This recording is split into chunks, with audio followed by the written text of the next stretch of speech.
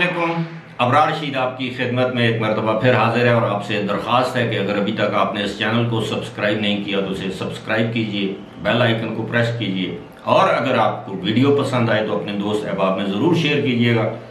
मेरी कोशिश होती है कि मैं रिसर्च करके आपके साथ अपनी मालूमात शेयर करूं और मैं आज एक आर्टिकल पढ़ रहा था और फिर उस एक आर्टिकल के साथ साथ एक दूसरे आर्टिकल में मैं एक तस्वीर देख रहा था जो कि शायद आपको अब स्क्रीन पर भी नज़र आ रही होगी।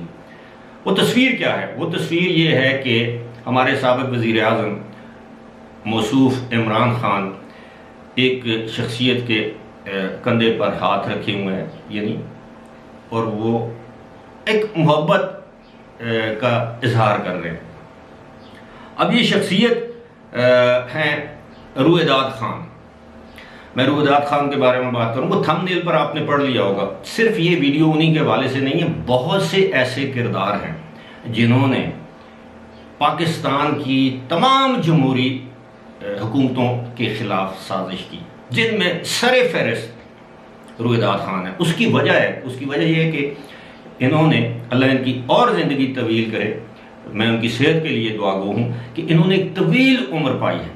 1951 से पहले तो ये बताता चलूँ कि इनकी तारीख़ पैदाइश है 23 सितंबर 1923। तो अब ये 99 साल के हैं या होने वाले हैं। सितंबर में ये 99 साल के हो जाएंगे। तो ये भारत, उस वक्त जो हिंदुस्तान भारत के एक इलाके में पैदा हुए, वहाँ से ये हिजरत करके ये मर्दान में पैदा हुए। उसके बाद इन्होंने इब्तदाई तालीम FC फॉरमैन कॉलेज जो लाहौर में है वहाँ से ग्रेजुएशन की। उसके बाद ये अलीगढ़ चले गए, अलीगढ़ से इन्होंने मास्टर्स किया। मास्टर करने के बाद ये इस्लामिया कॉलेज पेशावर में एज ए लेक्चरर तैनात रहे। 1949 में शायद इन्होंने CSS का एग्ज़ाम दिया और ये उस वक्त का DMG यानी डिस्ट्रिक्ट मैनेजमेंट ग्रुप, जिसे आजकल पाकिस्तान एडमिनिस्ट्रेटिव सर्विसेज कहते हैं, ये उसमें शामिल हो गए, यानी असिस्टेंट कमिश्नर बन गए। वहाँ से इनका करियर शुरू होता है 1951 से, और फिर उन्होंने अयूब खान के दौर में की हुकूमत में सर्व किया। फिर उसके बाद याहिया खान, फिर जुल्फ़िकार अली भुट्टो, फिर जनरल ज़िया, फिर उसके बाद इसाक़ खान, फिर उसके बाद बेनज़ीर भुट्टो। मतलब इनका तवील करियर है एज ए ब्यूरोक्रेट।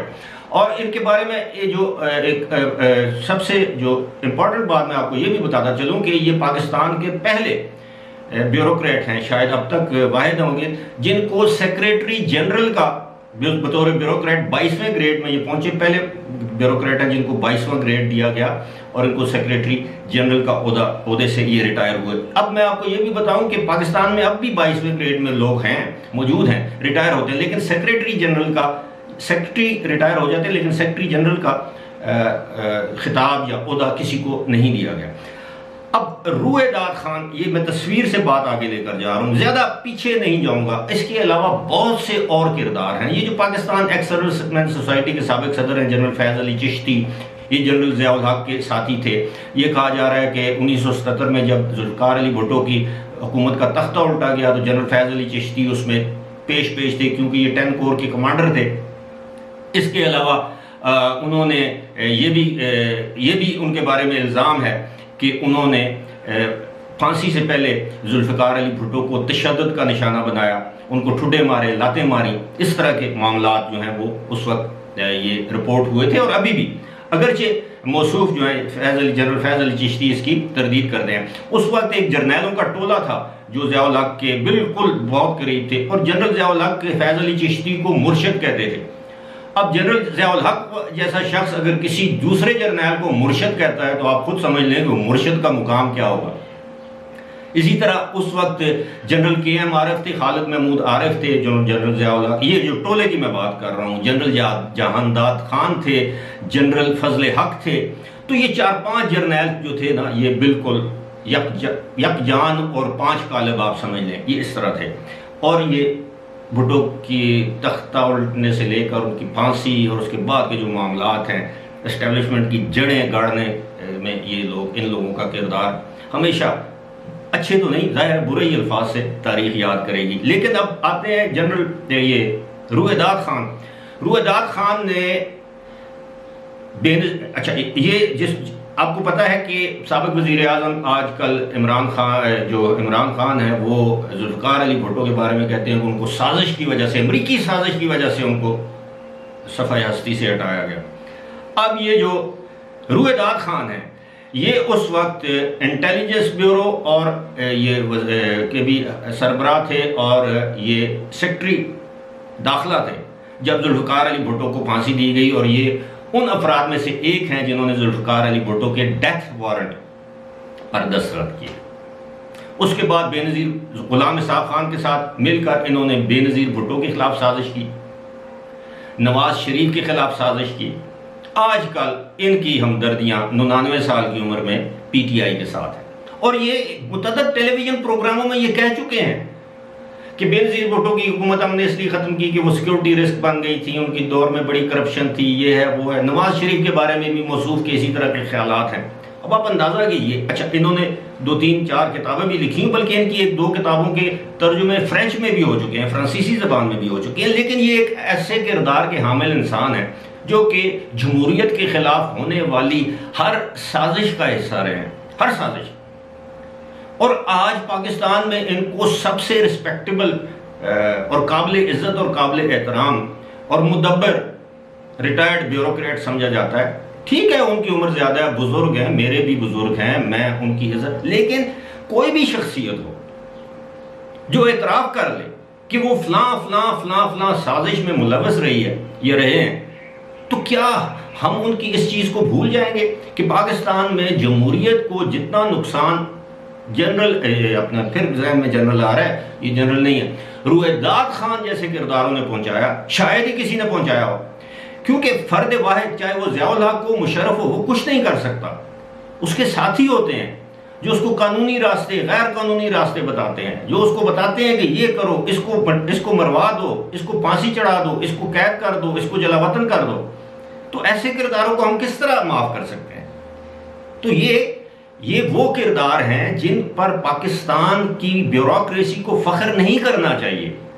پاکستان کی جو بیوروکریسی ہے اس کو شرمندگی کا اظہار کرنا چاہیے. ان جیسے کرداروں سے سبق حاصل کرنا چاہیے. یہ تو نہیں کہ آپ اپنے کتاب لکھ دیں، اس میں اپنے بارے میں تعریفیں لکھ دیں، اور وہ لوگ جو آج دنیا میں موجود نہیں ہیں ان کے اوپر الزامات لگا دیں تاکہ وہ جواب نہ دے سکیں اور پھر کھڑے ہو جائیں اور پھر یہ بتائیں جی کہ میرے جیسا تو ولی نعوذ باللہ کوئی فوج میں یا بیوروکریسی میں تھا ہی نہیں. کہ تمام کے تمام یہ بیوروکریٹس، یہ جرنیل ریٹائرڈ جنہوں نے پاکستان کی جمہوریت، پاکستان کی اساس، پاکستان کے جمہوری اداروں کو نقصان پہنچایا ہے، جنہوں نے ڈیفنس ہاؤسنگ اتھارٹیاں بنائی ہیں، وہاں پر کروڑوں اربوں کے پلاٹ لیے ہیں، جن کی اولادیں امریکہ میں ٹاپ کلاس یونیورسٹیز میں پڑھ رہی ہیں یا پڑھ چکی ہیں، اور آج وہ امریکہ کو گالی دے رہے ہیں کہ امریکہ نے سازش کی پاکستان کے خلاف. آپ اس وقت کہاں تھے جب آپ کی اولادیں وہاں پر پڑھ رہی تھیں؟ آپ اس وقت کہاں تھے جب آپ کی اولادوں کی سٹیزن شپ، اور میں تو ایسے جرنیلوں کو بھی جانتا ہوں، ریٹائرڈ جرنیلوں کی میں بات کر رہا ہوں، جن کی صاحبزادیوں نے امریکن نیشنل کے ساتھ شادیاں کی ہوئی ہیں اور وہ بھی گالیاں دے رہے ہیں امریکہ کو. یہ کول و فیل کا تضاد. قوم کی آنکھیں کھلنی چاہیے. میرا ذاتی اختلاف تو کسی سے نہیں ہے. یہ جو رویداد خان جیسے جو کردار ہماری تاریخ میں گزر گئے ہیں، پھر بعد میں یہ کتابیں لکھتے ہیں، کوئی شاب نامہ کتاب لکھ کے ولی بن جاتا ہے، حالانکہ ساری زندگی ڈکٹیٹر کا ساتھ دیا ہوتا ہے. وہ وہی ایک کسی نے وہ شعر کہا تھا، پتہ نہیں حبیب جالب کا تھا، معذرت خواہ ہوں، وہ اس کا مجھے ایک مصرع یاد آ رہا ہے، جب کہیں انقلاب ہوتا ہے قدرت اللہ شہاب ہوتا ہے، جدھر کوئی فوجی آ جائے قدرت اللہ شہاب، اور بعد میں شہاب نامہ لکھ دیا. اب لوگ نعوذ باللہ اس کو قرآن اور حدیث کے بعد ایک مقدس کتاب سمجھ کے پڑھتے ہیں.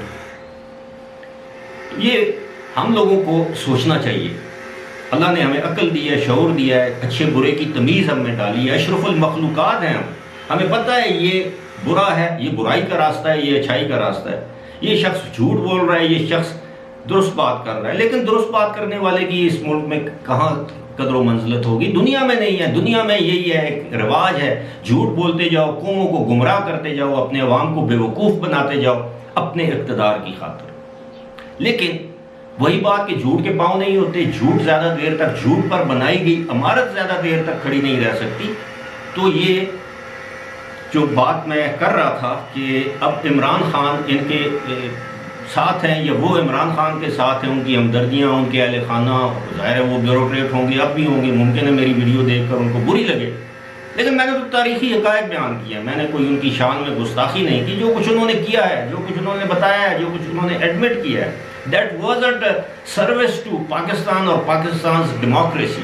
That was a great disservice کہ ایک بیوروکریٹ، ایک سرکاری ملازم اپنی ملازمت کے دوران وہ صدر یا آرمی، اس وقت کے آرمی چیف کے ساتھ مل کر ایک جمہوری حکومت کے خلاف سازش کر رہا ہو، یا ریٹائرمنٹ کے بعد ایوان صدر میں بیٹھ کر ایک سیل چلا رہا ہو کہ کس طرح بے نظیر بھٹو یا نواز شریف کی حکومت ختم کرنی ہے. تو اس سے بڑی میں کہتا ہوں کہ اس ملک کے ساتھ زیادتی کیا ہوگی، ضرور سوچئے گا.